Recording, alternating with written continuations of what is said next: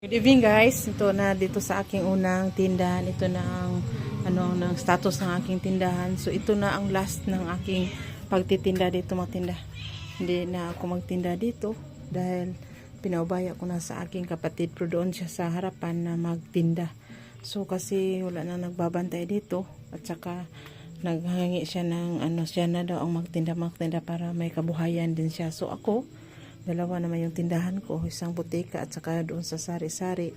So, pangatlo ito. So, binigay ko na lang chance na makapagtinda din yung kapatid ko magtinda. Share naman na natin yung kabuhayan. So, ito, lahat na itong mga paninda ko ay dalhin ko na ito sa sentro.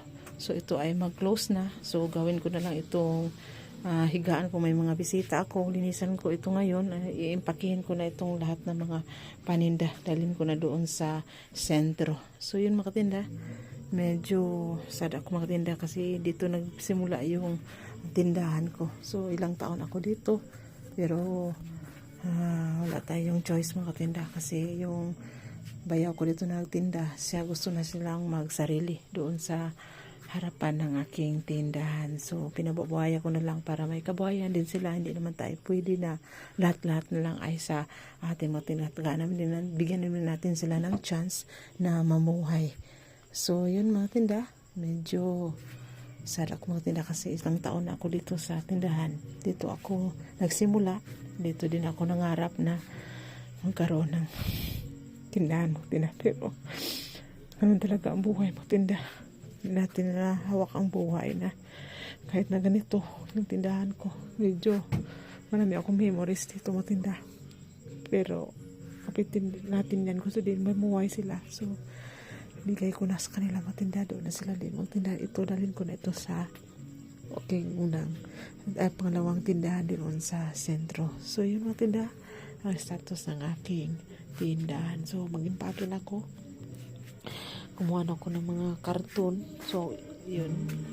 So, dalhin yung ibang karton kasi medyo ito na yung karton ang nakayanan ko. So, hindi ito maubos kaagad. Medyo pagod ako, galing pa ako sa pangalawa kong tindahan doon sa sentro. So, bukas siguro ay hakutin ko na ito matinda. So, thank you Lord. Santo ninyo ako matinda. Thank you Lord sa blessings na bigay mo itong tindahan ito. Doon ako nagsimula at nangarap na maging makatinda ako doon sa sentro. So bigyan naman natin yung kapitin natin magtinda nga, magtinda din sila para mabuhay din kaya kung magtinda. So yun magtinda, medyo kakaiyak. Ang daming memories ko dito, pero wala na tayong magawa magtinda. Hirap din na maghanap tayo ng ibang tindera. Hindi natin hawak ang kanilang isipan. So mas mabuti nang bigay na lang natin ang chance sa ating kapatid. Gusto din sila na mamuhay din.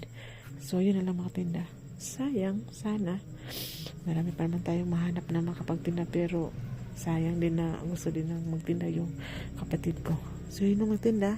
Thank you Lord na dito nagsimula at nangarap ako na makapag doon branches sa sentro. Salamat talaga.